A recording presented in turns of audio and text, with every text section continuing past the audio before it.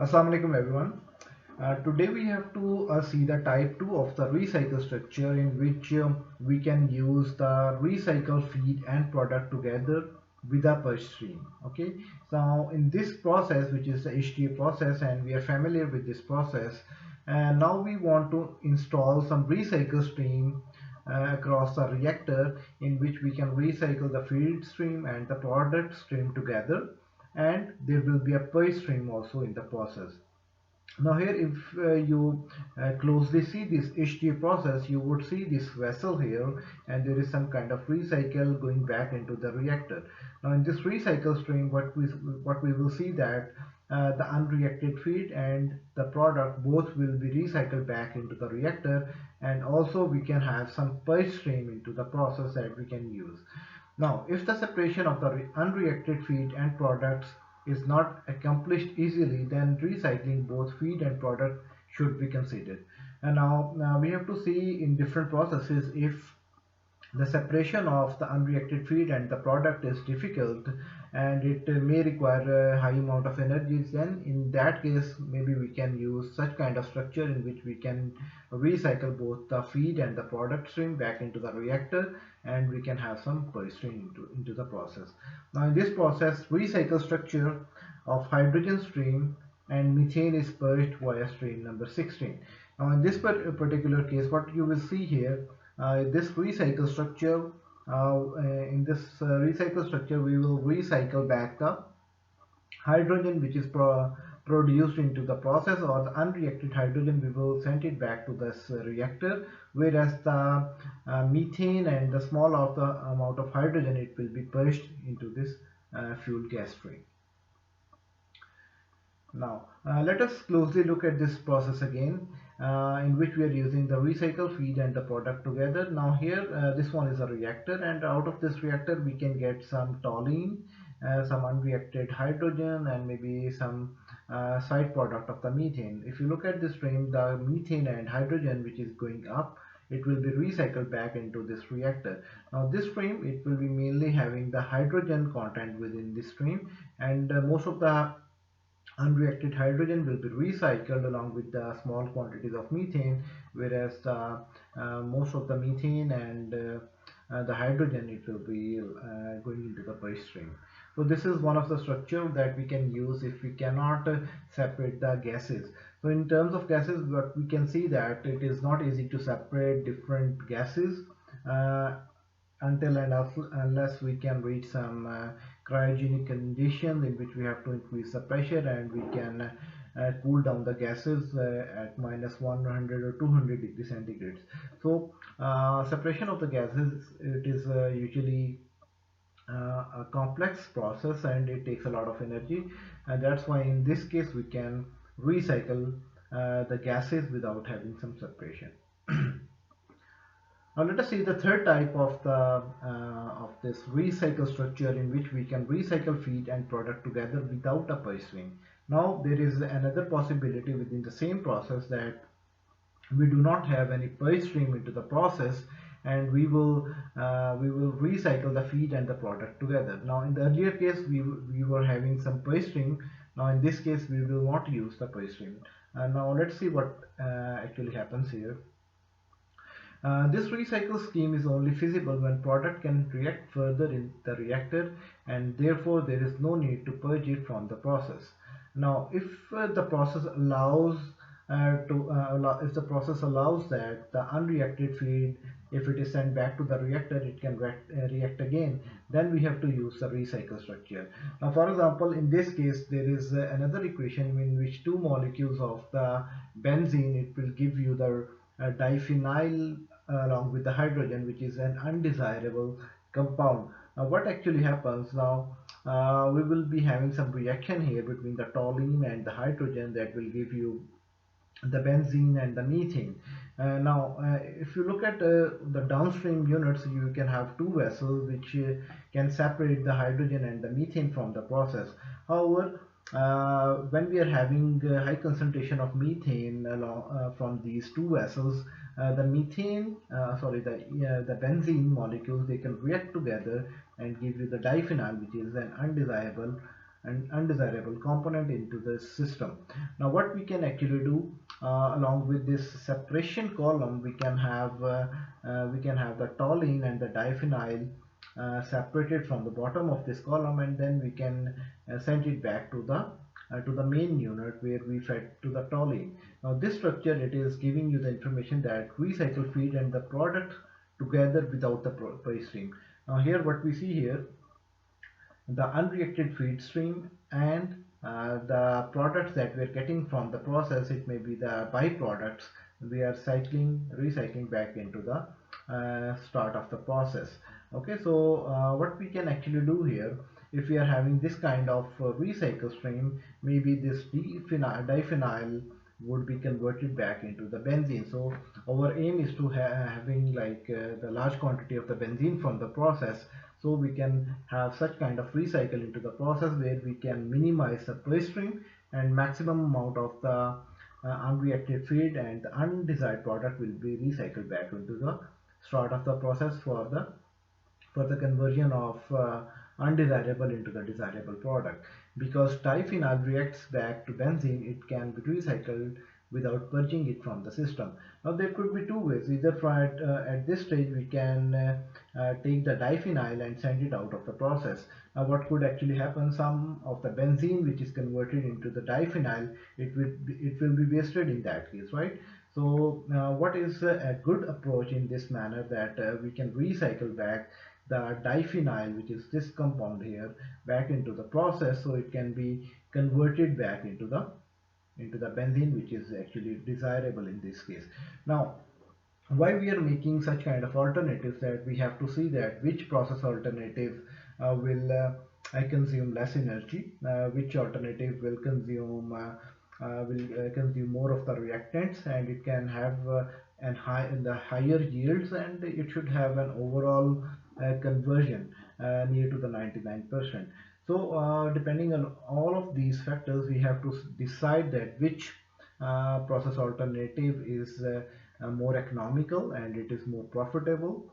So we will see that how we can actually calculate the profit margins while we are having different process alternatives later in this chapter. Okay.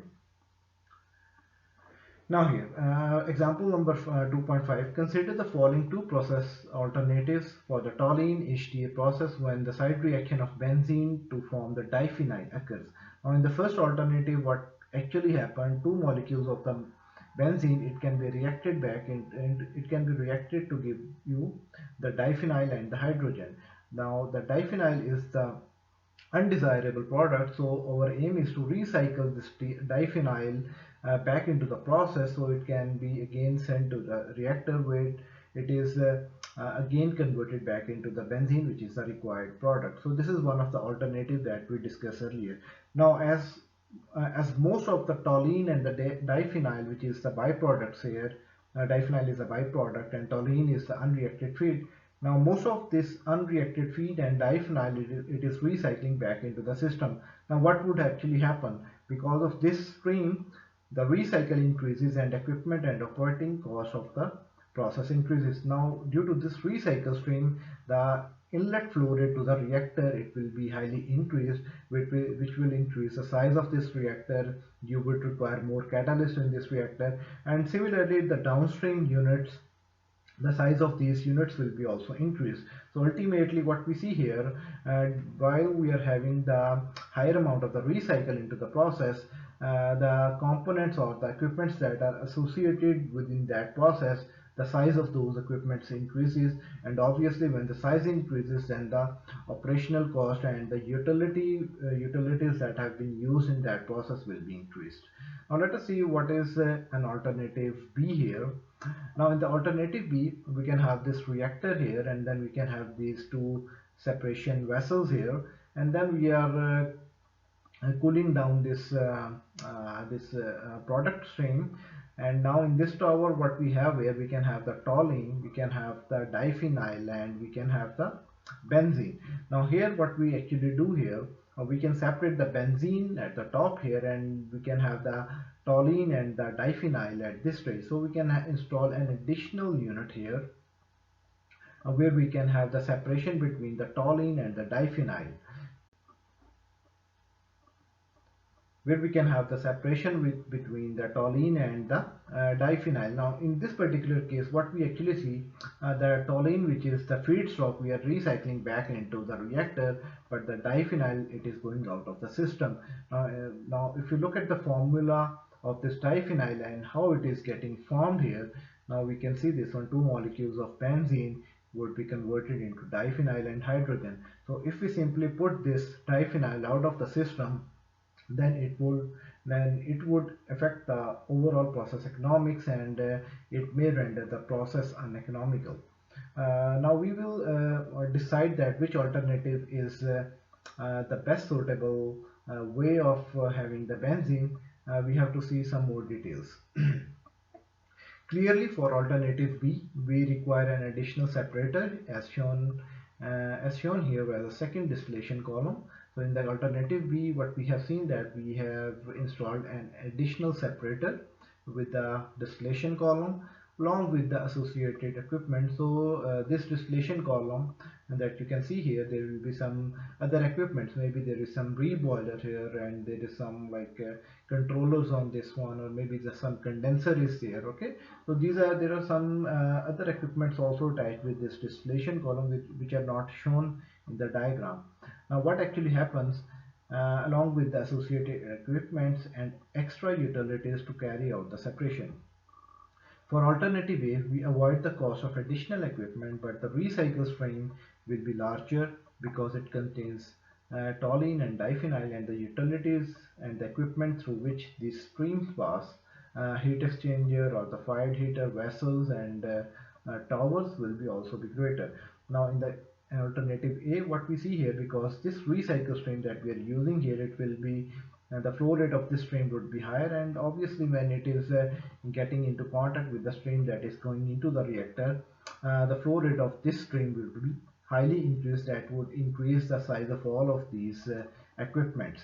So we have to see the cost of the equipments that we are using, or when we are using some kind of recycle, we have to see what could be the impact of that stream on the equipment sizes, and then we will actually calculate the overall process economics to see that which process is more economical. Now we have seen these two options, that in one case we have installed an additional separator or the distillation column, but we can have the diphenyl from the process that is going into the out of that process as such as a waste stream, or in the alternative way, we have seen that we can use them on the recycle stream, but it can increase the size of all the equipments. Now how we can decide that which process is more economical? The answer depends on the value of the equilibrium.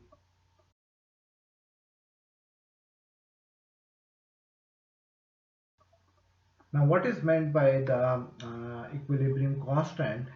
For example, if you look at this reaction, if the equilibrium constant of this reaction is very high, then it is obvious that there will be more formation of diphenyl into the process. And if there is more formation of diphenyl into the process, then this recycle stream would be even higher. So we have to see the economics of both of the alternatives A and B, and considering the energies that are being consumed into the processes, and if there is any byproduct formation into the process, we have to decide that which alternative is more economical. If you simply look at the alternative A and B, what we can actually see that installation of additional distillation column into the process, it will have more it will consume more utilities in this distillation operation, and also there will be a diphenyl formation which is going out of the process as such, that is a kind of waste product in this in the production of this benzene. So it seems that the alternative A, it is more economical compared to the alternative B. Now let's see the other issues that can affect the recycle structure here. How many potential recycle streams are there? So when you are considering the recycle structure, then you have to see that how many recycle streams are present in the process, and what is the degree of integration between different processes. consider valuable reactant species except air and water. So when you calculate the profit margins, you have to see that what are the reactant species, what are the feedstocks, and what could be the products. If single pass conversion is less than 99%, then consider recycling. So if the single pass conversion is less than 99%, we have to consider different recycling structures. 99% can be relaxed and use lower number for the criteria depending on the cost of raw material, separation processes, and disposal of the waste material. Now this percentage for the 99%, we can play with this percentage slightly because we have to see that we have to see the cost of the raw materials, and if we have to use some kind of distillation processes for the separation, then what could be the energy utilized in those processes, and then we will see that what would be the disposal of the waste material. So by comparing all the costs that includes the cost of raw material and the utility cost and the waste streams, we can actually see that what could be the single pass conversion and what is the maximum amount of conversion we can achieve from any process. How does excess reactant affect recycle structure? Now, one thing is quite obvious that whenever we are using the recycle, we are putting more load on the reactor. And when you're putting more load on the reactor, we have to increase the size of the reactor, and then we have to use more catalyst. And obviously, it will increase the size of the downstream units, and ultimately it will increase the cost of the process. Now, the size of recycle loop. So the first thing that you have to see that what is the size of the recycle loop? Hydrogen to toluene ratio. Now in the HTA process, we usually keep the hydrogen to toluene ratio very high, which is around 5:1. Now why we are keeping this ratio high? To avoid coking of the catalyst. Now in this HTA process, if we keep the hydrogen concentration high compared to toluene, we can actually enhance the catalyst life in the reactor. Now, how many reactors are used? Now, this it also depends while you're designing any process that how many reactors you have to actually use. Approach to now selection of the reactors or the number of reactors that you're going to use. It depends on the approach to the equilibrium. That how long does it take to reach the equilibrium? Some reactants, if you see that their equilibrium constant decreases by increasing the temperature, then maybe you have to install some intermediate heat exchanger to bring the temperature back to normal, and then the secondary reactions can be taken place in the second reactor. So this kind of equilibrium approach you have to see sometime while selecting the number of reactors. The second thing is the temperature control, the concentration control, then optimization of the conditions for multiple reactions. So these are some of the factors that you need to consider when you are deciding the number of reactors that you are going to use in any process. Then the question is, do unreacted raw material streams need to be purified prior to recycle? Now we have discussed this thing earlier that what are the conditions that we need to see whether the purification of the feedstock is required or not. Now let's see some examples here. For example, if the volatility and the boiling points of the reactants are very close to each other, then it is not easy to separate those gaseous mixtures, right?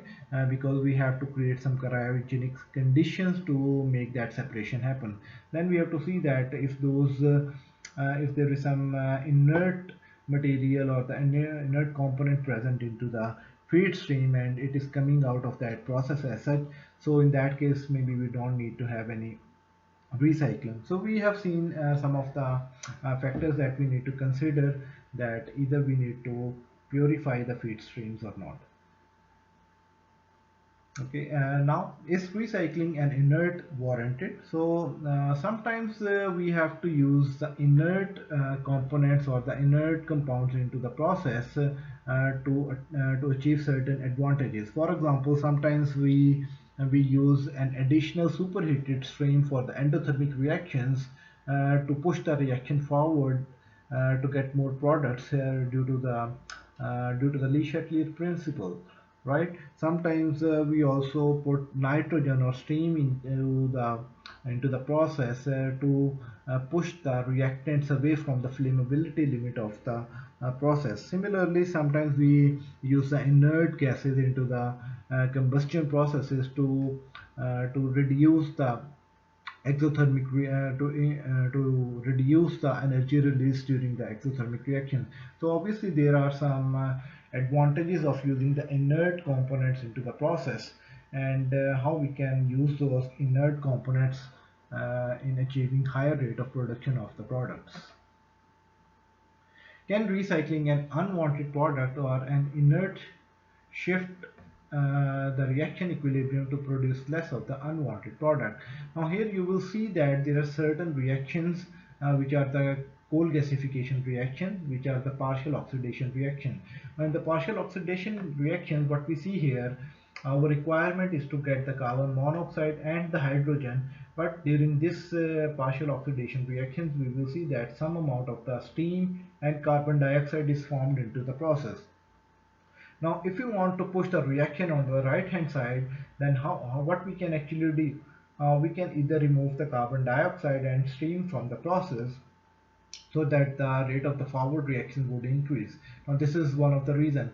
Or maybe we can use some additional steam into the process to move the reaction into the forward direction. So these are some of the ways that we have to see by taking the advantage of Le Chatelier rules. Is recycling of unwanted product or an inert warranted for the control of the reactor operation, carbon dioxide in the gasifier? Yes, sometimes it is required that we can have some kind of inert into the process. For example, here in the gasification unit, we have to keep the reactants away from the explosive limits and also for the heat absorbing due to highly exothermic reactions. So in that case, we have to use additional carbon dioxide into the gasifier to keep the reactants and the product mixture away from the flammability or the explosive limits. What phase is the recycle stream? For liquids, concerns about the azeotrope. So if we are dealing with some kinds of liquids, so we have to be careful about the formation of azeotropes. For gases, there are concerns about the temperature and pressure. So whenever we have to design some recycle stream, we have to see either we are recycling the liquids or the gases. And if we are using the gases, obviously we need to use some kinds of compressors to increase the pressure, right? And for the liquids, where there are some concerns for the azeotrope, so maybe we need to have some kind of distillation process into the separation unit, right? So we have to be careful while deciding the recycle stream and the type of phase that we are dealing with.